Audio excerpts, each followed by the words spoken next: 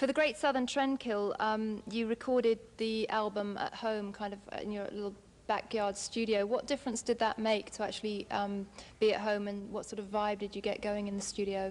Well, I'd say the cool thing about it is, especially for Philip, you know, on the last record, we all had to go to Nashville and do it. And, you know, when you're in a studio singing, the most you can do is an hour and a half, 2 hours a day at the max, and you're stuck in some town with nothing to do, you know. It's kind of hard on you, you know. And so I know for us down in Texas, it was real easy because we could just go there and work at our own pace. They didn't have a certain time that we had to be in there. There wasn't a certain time we had to be out of there.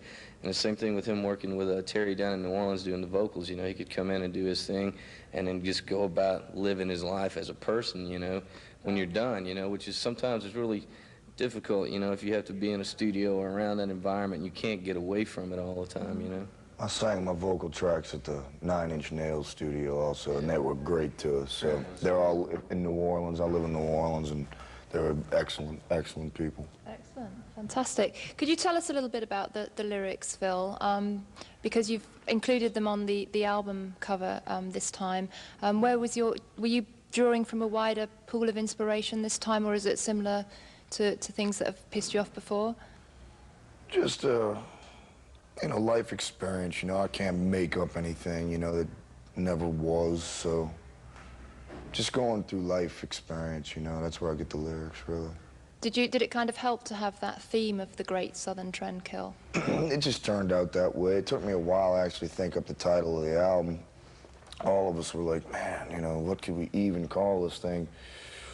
And when I reviewed all the songs and the themes to them, and just how much it's just not even a cool album in the climate of today's popular music, you know.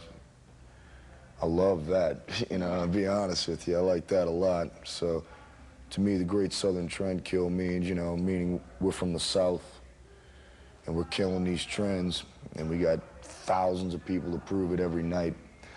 You know, a lot of people who miss the heavier edge to stuff that is so watered down today. Makes me sick, honestly. Absolutely. Well, that says it all, really, the fact that the fans are still turning out for you guys and that you're selling out shows. And says it all. It's a great feeling, and you'll see it tonight. We will, we will. All right, well, we've got another classic Pantera video on the way for you tonight. Actually, we're going to